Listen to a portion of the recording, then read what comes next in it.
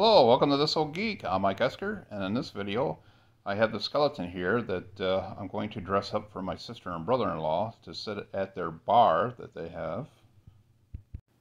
Now, I didn't like the way this guy's hands looked. They just were palms up and looked unnatural, so I am fixing them. Now this guy, I'm going to cut off his thumb to make it look like he is holding a glass or a cup or something. Now to bend the fingers, I'm cutting the joints there on the outside end there. Now you want to be careful. You don't want to cut it all the way off. You just want to cut it a little bit. And that's how his hand's going to go. So I'm cutting the other joints just a little bit so they bend. You don't have to glue them if you don't cut them too far. I hot glue the thumb onto the side there. Looks a bit disjointed, but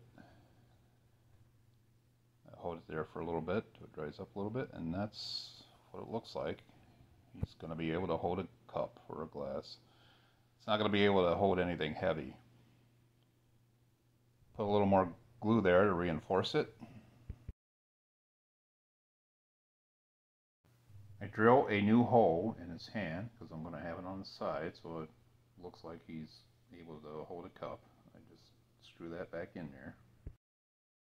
The other hand, I unscrewed it. I'm going to flip it around so his palms are down. I mean, when you're sitting at a table or a bar or whatever, you're not going to, you have your hands on there, you're not going to have your palm up unless you're looking for a handout or something.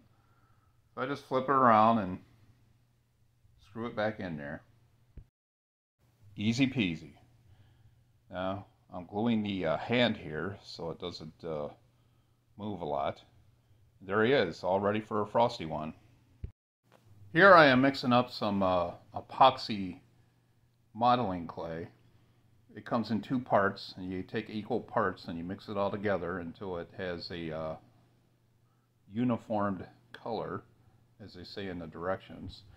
And I'm just using that to mold features onto the skull. I'm trying to make them a little more scarier, I guess, a little more expressive. I do some ridges on his nose and his brows. I'm applying acrylic gesso, which is a primer, to the brows and the nose. And now I'm just applying acrylic white paint to the brows and the nose. I want it to get closer to the color of the skull. Now I'm applying wood stain here. You just put it on and wipe it off. Now this does have a vapor, so you want to do this in a well-ventilated area, preferably outside. You can also use acrylic paint, like a brown paint, put it on and then wipe it off.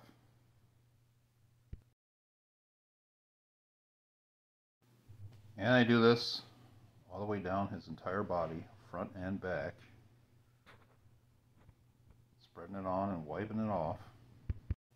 Now I am shredding the clothes that I'm going to put on him. I'm using an X-Acto knife. Just be real careful when you do this. You can use other things like a wire brush just to tear them up and shred them. That looks pretty shredded. And I do the same thing with the shorts. The clothes are going to be big and oversized, but that's okay. After I'm done shredding them and getting them to look all torn up, I soak them in water, then I wring them out.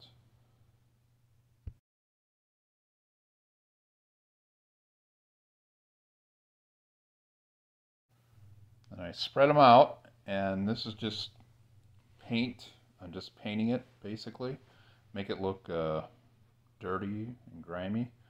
Use, brown paint and all kinds of different kinds of paint. Make it look stained and dirty. After I let the clothes dry for several hours, air dry, I put the clothes on and he's all ready for his night on the town. So, if you like this video, give it a thumbs up, subscribe to my channel, and have a happy and safe Halloween.